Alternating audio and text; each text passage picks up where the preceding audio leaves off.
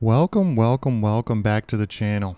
Now, some of you who have seen my series before, you know I usually just take a not so popular spec in Mythic Plus for that specific season, go from 0 to 2500, make a bunch of videos about it, and then call it a day. For Midnight, I'm going to do something a little different since they've introduced the Keystone Myth achievement at 3400. But on top of that, instead of showing you just 10 videos of me running keys for like 4 weeks straight, I'm going to get to 3400 first, and then we're going to go over all the stats and see how long it actually takes to hit 3400. Alright, first things first, let's get into the challenge and sort of some of the rules that I laid out for myself. Okay, first thing, Raider IO.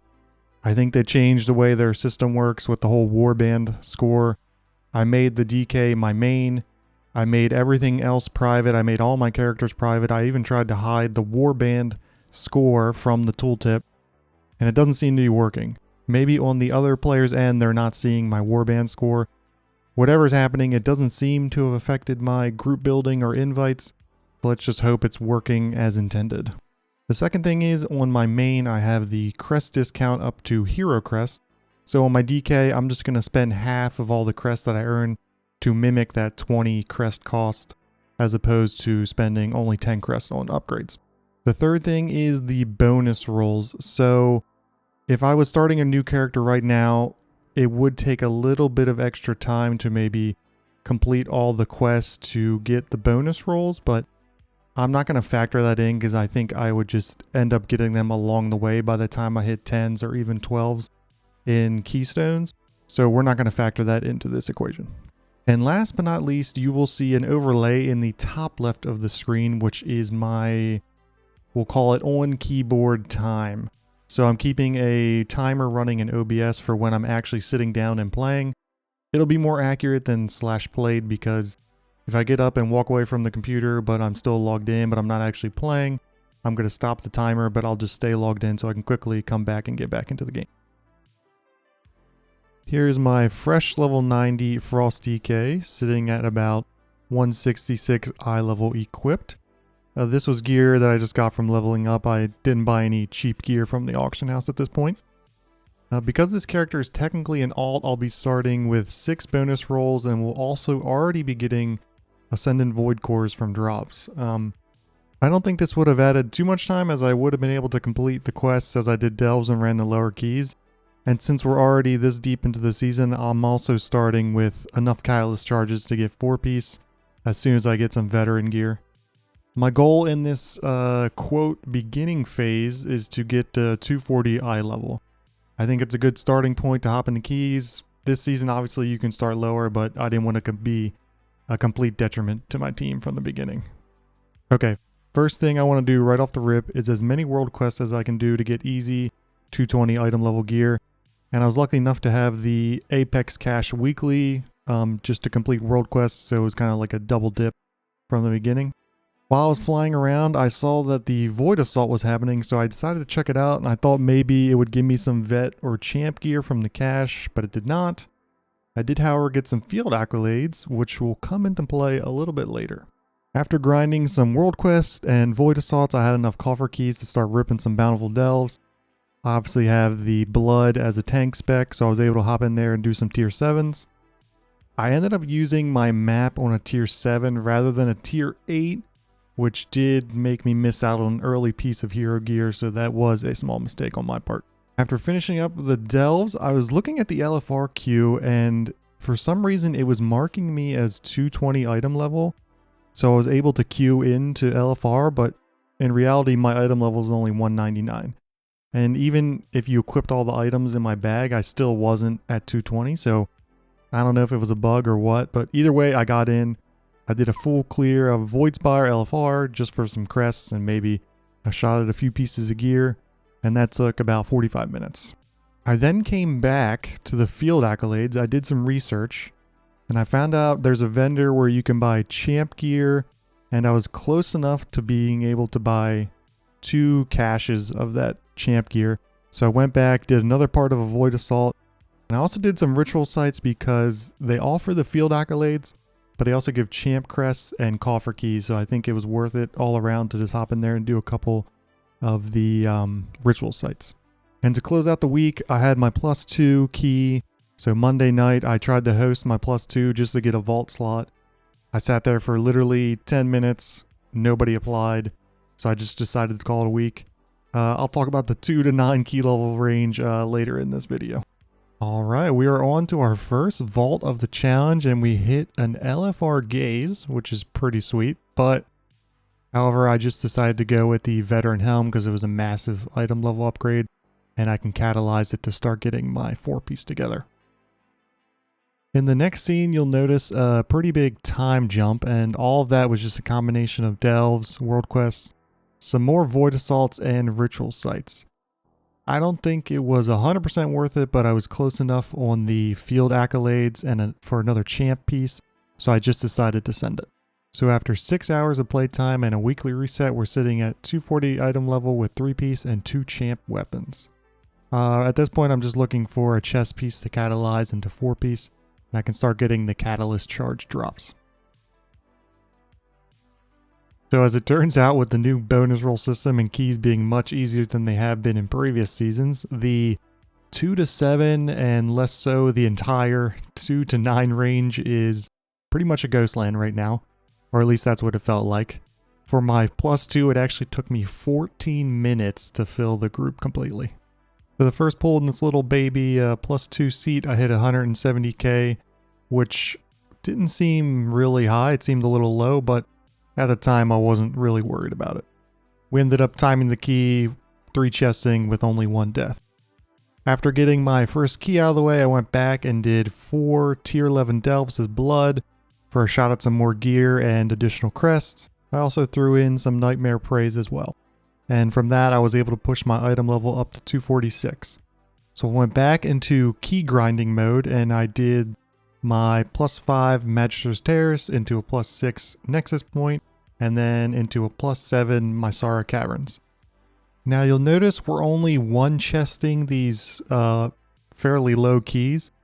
I was trying to pick up anyone that I saw that was maybe on their alt, but there's not a lot of options in this key level range, so I was pretty much taking whoever I could get.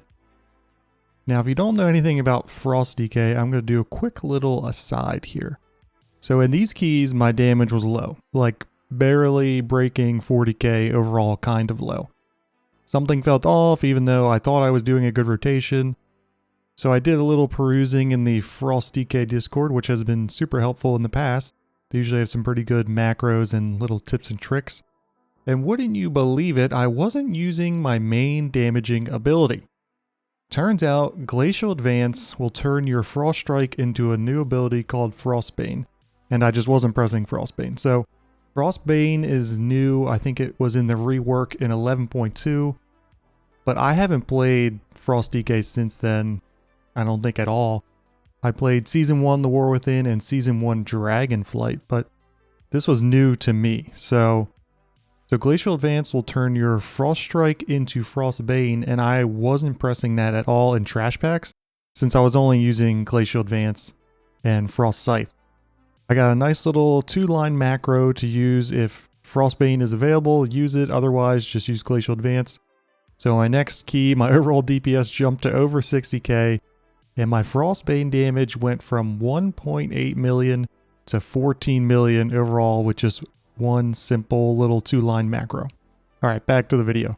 I only +1 the next 4 dungeons, so I was sitting on a 9 seat that I decided to lower into an 8. In hopes to get a +2 so that I could easily get into my first +10 key. We were able to 2 chest the seat, which left me with a 10 algeth'ar Academy.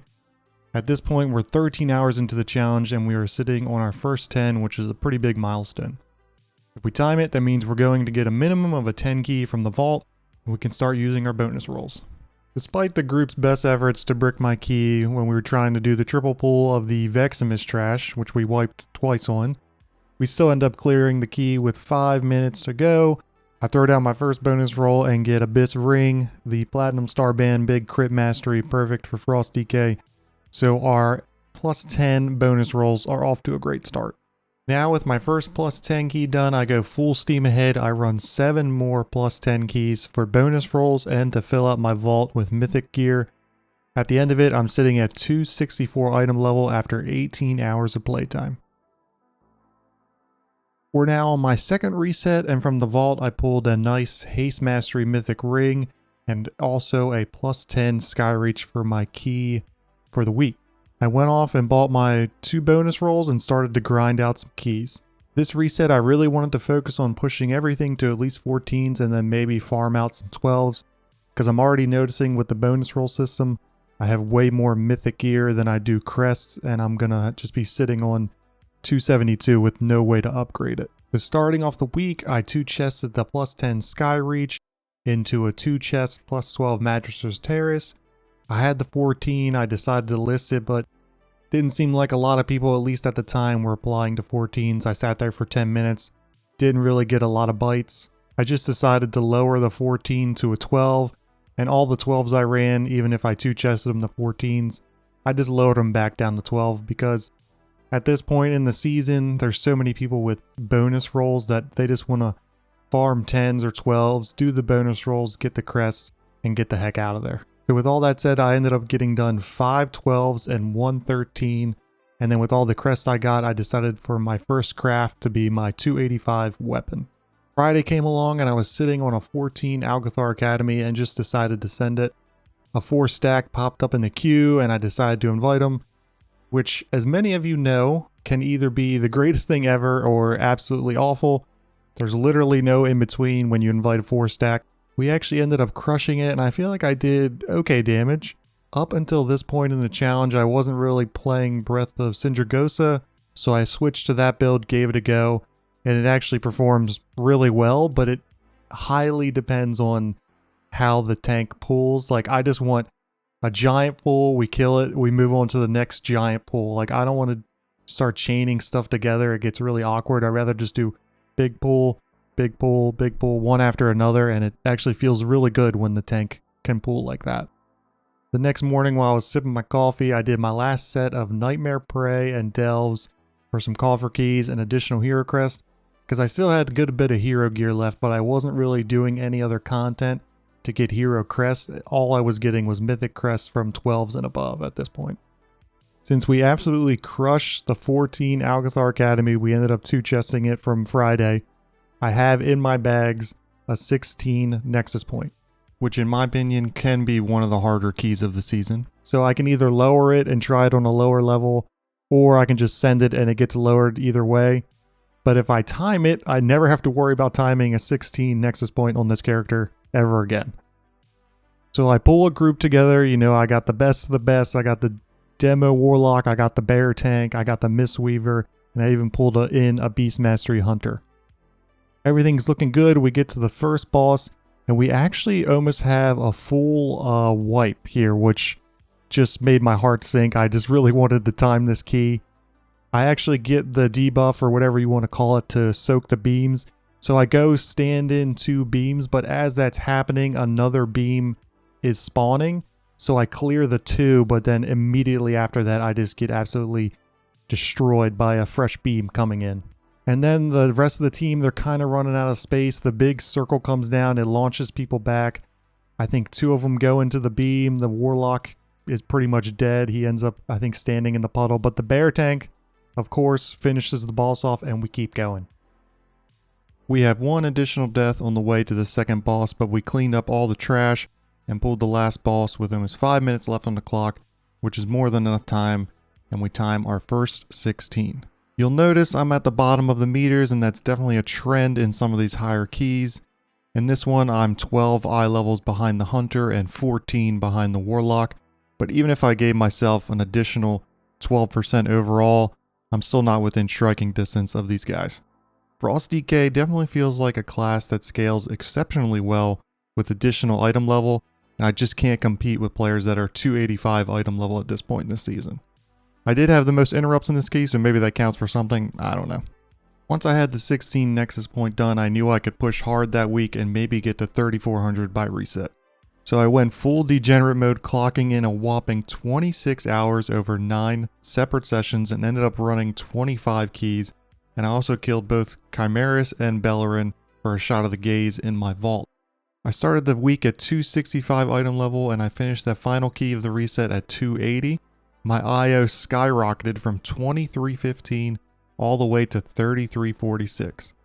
I didn't have the juice to finish out during that reset, but I know once Tuesday came, it was game over. Reset day comes, I get off work, immediately log in, check my vault, and of course it's nothing good, so I just take the tokens. At this point, I just put my head down and try and time these last 3 16s to finish off this challenge. After a smattering of bricked keys, I am down to my last one, a 16 Mysara Caverns, and I get an awesome group. We actually would have 2-chested it, but we ended up wiping when the priest pulled 2 packs during a skip on the bridge with all the skeletons. Alright, let's get to the good stuff, all the various stats I've collected during my adventure. Let's start with the obvious. It took me 48 hours, 39 minutes, and 32 seconds on my stopwatch. So basically 2 full days of playtime to finish this challenge. I did try and keep track of my individual sessions, so let's look at that first. I had 19 total sessions, so that averages out to about 2 hours and 30 minutes per session. My longest one was almost 5 hours. My shortest was actually 18 minutes, but I think that was just logging in, checking the vault, and maybe doing a delve, so my second shortest was an hour, or 56 minutes, which makes a little more sense. I started this on May 7th, I ended it on May 26th, so we're looking at around, well not around, we're looking at 19 days. Let's go over to the breakdown of how my time was spent. So my total time in keys was 22 hours and 33 minutes. About nearly 50% of my time of this whole thing was I was in a key. My total time in queue was basically 7 hours, 14%. And those combined were 29 hours. So 60% of my time for this whole challenge, I was either sitting in a key or sitting in the queue. So if we go on this side, when I was listing my own key, my total queue time was 5 hours. So waiting for people to join, inviting them, all that stuff. And then when I was applying to keys, my total time there was 1 hour and 53 minutes. For the averages of listing my own key, it was about 8 minutes, and joining was about 4 minutes and 30 seconds. My shortest on listing was a 10 pit, and actually my longest on listing my key was a 5 Magister's Terrace, which at 26 minutes, literally, I think this was maybe a Sunday night or something. There is nobody playing in the 2 to 9 key level range right now. And it's only going to get worse as the season goes on. So 26 minutes to list my +5 Magister's Terrace. Alright, let's check out some of the key/dungeon statistics that we have here. Here is our dungeon name, how many times we ran it, and then, 3 chests, 2, 1, untimed, and bricked. So if you notice down here, where am I? Here. So literally all my bricked keys, I had 3 untimed, which were the 3 untimed were 14s, but all of these bricked keys were either 15s or 16s. I wasn't bricking, or I didn't brick anything below a 15. And when I say bricked, it means vote to abandon. So we didn't finish it untimed, we never finished at all. So if we go in here, Magister's Terrace, nexus-point, 100% success rate. Go down the list, we're around 50 for AA, Pit, Mysara Caverns, and then Skyreach was just diabolical. Like, I think I ran that key on 16, probably 3 or 4 times, and I failed it completely. Actually, I'll tell you right now. So I ran it 13 times, timed it 6, untimed 2, bricked 5. It was a miserable experience. I'm not sure what's going on there. It's pretty hard on the tanks. It is what it is. If you look down here, you can see basically all of these runs, these 2 through 9. Well, I didn't do any 9s, but this was just to get my key up to a 10. And then once I got to 10, I did a bunch of 10s, got to 12, did a bunch of 12s, did 1 13, and then a bulk of my keys were in this 14, 15, 16 range. And then also with the 10 and 12 range, which is to be expected at this point in the season, especially with bonus rolls and keys being easier. Like, there's literally nothing going on in this bracket. Like, I don't know what Blizzard's going to do about it, but if you're a new player and maybe you're not as good and you're looking just to do some low level keys, you maybe don't want to step foot into 10s yet, like, you're going to have a rough go at it just getting groups together, in my opinion. Then down here we can see the percentage breakdown of listing versus joining. So about 60% of my keys I listed, and then the other 40% I was joining in on something. 30 of the 37 of my list keys I timed, about 81% success rate, and then I only timed 9 of my 25 keys that I joined, so only 36%. And that's mainly because I started joining more keys in this 15 to 16 range, because what would happen is I didn't have 14 Resil or 15 Resil, so I would have a 15 key, I'd run it, and then maybe we would brick it, and then I would be stuck on a 14 that I already ran. And I'm not a huge fan of like attempting the 14 just to get back to a 15. But then if we don't even time the 14, I'm just stuck with another 14 again. And it's like a huge time sink. So not a fan of that. But yeah, this is kind of the key breakdown. Surprisingly, Magister's Terrace and nexus-point, 100% success rate. Although I think Magister's Terrace isn't so bad. And then our highest number of keys was Pit and Mysara Caverns. I'm a huge fan of Pit. Lots of big pools in there. Feels good on Frost DK. Actually had a lot of runs on Seat. And then the rest of them. Here's breakdown. All right, let's move on to some more statistics. So here I have two charts of my IO per hour and my item level per hour, or versus hour, I guess. So as far as the IO goes, the first, I think 8 hours it was, I wasn't doing any keys. I was just getting some gear. And then from hour 10 to 20, we have a huge ramp here, which is basically me running my key up to a 10 and then doing a bunch of 10s and 12s, because I think all 12s get you to that 3K range, which I hit, I think, around 26, 27 hours. And then from there, it's pretty standard, just slow and steady all the way up to 3,400. As far as eye level, I mentioned earlier in the video, I started at 165 item level just from the questing greens. And then world quests and the delves and the ritual sites, all that extra stuff shoots me to 227. And then an hour 10, I'm up to 246, which is when I start pushing some keys around that hour 8 hour mark.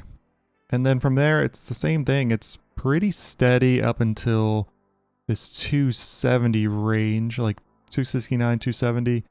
It really starts to taper off. And remember, this is playing a character without the crest discount. So if your main had heroic crest discount, this might shoot up a little quicker, and I might end up a little higher, but I kind of just ran out of myth crest at the end with the bonus roll system, because I had more myth gear than I did crest, and I wasn't like farming 10s and 12s for crest. I was just trying to push my IO. So nothing really surprising here. I mean, the big jump into the 10 to 12 range is pretty standard for this season. You can get to 10 so easily. And the gear acquisition is also pretty aggressive, even on a new character. Like, you're in 20 hours, you know, maybe a super long weekend of gaming, you can hit 270 with your bonus rolls. And if you grind out the crest, this can go even higher, but I was just pushing IO. All right, let's jump into the spec count. We'll start with DPS. I also have tank and healers up next. So for DPS, at the top of the list, I mean, Demo Warlock, they are just so good. I feel like every key I was in, they were just doing damage. Small pool, big pool, didn't matter. Like, I feel like Demo Warlock is in a great spot. I don't know, correct me if I'm wrong. I also saw a lot of Frost Mages, especially when I was hosting my own key. That kind of surprised me, because I knew they were good in Raid, or at least they were. But I didn't think they were that good in Mythic Plus, but they seem to perform okay. And then we have Ret Paladin, of course. It's just a super popular spec. Really easy to play, and when you pair a Ret Paladin with a with a Shaman this season, they do incredible DPS, and they have awesome funnel now in this with their new execution sentence. So Ret Paladin, awesome pickup. And then we have hunters, so we have BM here, survival, and then marksman. BM, just popular spec, super easy to play. Did see a good amount of survival hunters, 6, not bad. And then a few marksman hunters. And then it kind of really just falls off. Didn't see a lot of devour hunters, or not devour, devour demon hunters. It seemed like they're really popular, and then I didn't really see a lot when I was listing keys or even joining keys. Saw some enhance, elemental. Basically, if your spec is not on this list, I didn't play with it. And you'll notice unholy is down here just because I was a frost DK. I was already in the key, so I wasn't inviting another DK. And if I joined a key, they weren't going to invite another DK either. So I did play with 1 frost DK and 3 unholy DKs. And then just kind of a mix. I saw a balanced druid, which was crazy. I saw a feral, which also was crazy. I think even on my main, I think I've seen less than 3 balanced druids. Destro and Aftlock. I mean, demo just seems better, so a few rogues here and there, 3 rogues, or 3 sub-rogues, 2 outlaw, and surprisingly a fire mage. That was interesting. And then in the higher keys, I obviously started seeing a lot more Aug Evokers. So this is the DPS breakdown, the ones that I played with. No surprise, demo at the top. I was a little surprised by Frost Mage, but maybe I'm out of touch. No surprise by Ret Paladin, BM Hunter, Devourer, and then everything else is kind of 6 or less.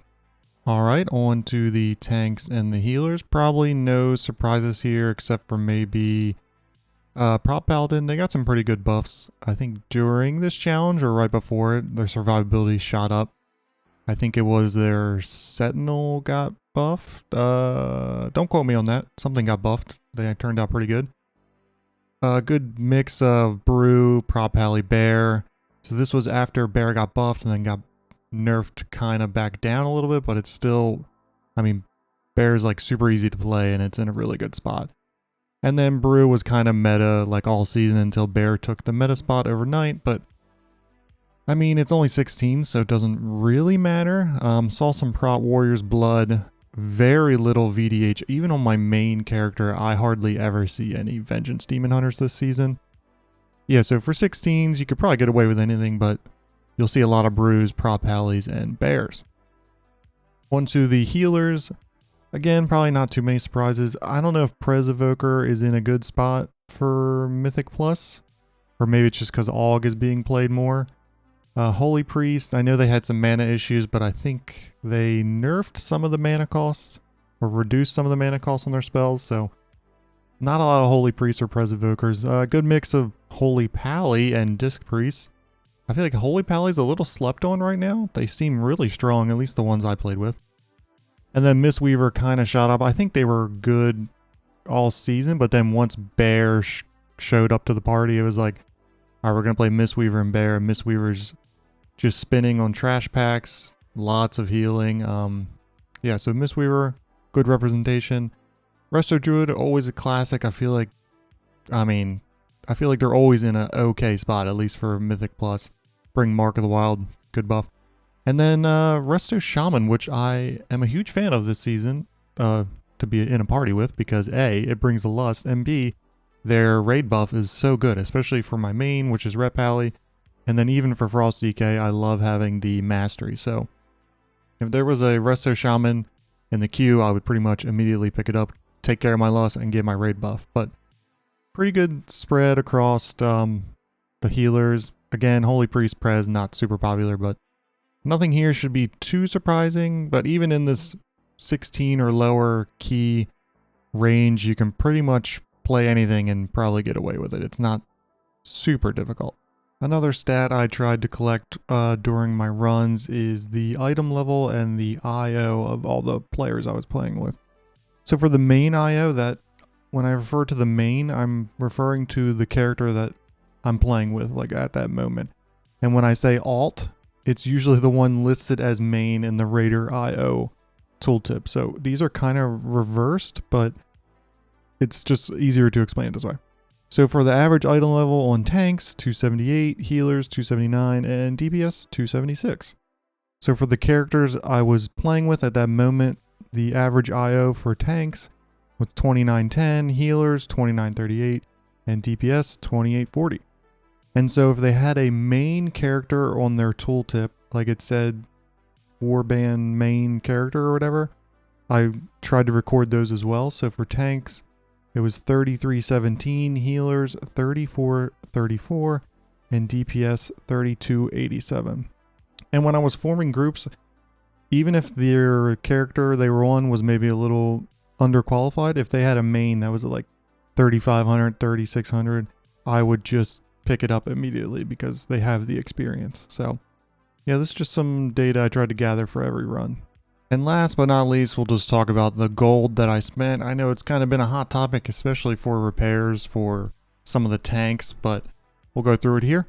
For consumes, it was 41,000 gold, so that includes food, health potions, oils, and flasks. And for the food, I had a main with cooking, so I just added up all the cost of the mats that I was buying and sending to my main to make me the food. So that kind of, and I didn't use all the consumables that I bought. Like this is just the total, even if I didn't use them. Enchants, about 25k. Gems, I was actually surprised about 8,000. Crafting materials were around 19,000. And then I was doing 5k gold per craft for the tips.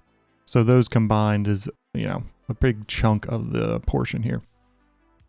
For gear, I did buy one two-handed sword in the very beginning so I could have a weapon for my blood decay spec for the delves. And repairs, I spent pretty much 12,000 gold, and then the void cores, it was 5,000 per week, and I had to do all the catch-up, so it was 30,000 gold for that. For a total of 165,000 gold, which is, I think, a little bit less than a WoW token, so we'll call it like $15 worth of gold. Yeah, that's all the gold I spent. So as I'm editing this video, I realize it did get a little lengthy, but hopefully whoever watches it sticks around for the whole thing. I just thought this would be a fun thing to do, to be able to go back and look at some of the data I collected along the way. I've been playing a lot since Dragonflight Season 1, and I would say this season is definitely an outlier with how easy it is to get into the 10 to 12 key level range. And now with the bonus roll system this far into the season, it can be very fast to try and push yourself to that 3,400 mark. I will say one thing about this whole experience is I think I should have picked a different class besides DK, and that's on me. All my other series were with what was considered an F tier DPS class at the time. I think just having the red name listed in the queue helped me get into groups faster when I was trying to join. That's probably something I wish I did differently for this. I could have maybe gone with a boomkin and probably would have ended up waiting longer to get invites to groups and probably just ended up running more of my own keys. So if we look at that 48-hour mark and tack on like 5 to 10 hours, I think that would be more accurate maybe.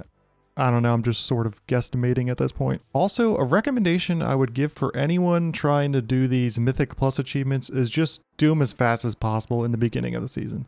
I know that can be hard for a lot of players with like the time constraints, but it makes it much easier. The pool of players pushing early in the season is much better than those in the mid to late season range. Thanks again for everyone watching. I'm not sure if we learned anything groundbreaking here, but it was fun to do. If you have any questions about anything, just drop a comment and I'll try to answer best I can. Peace.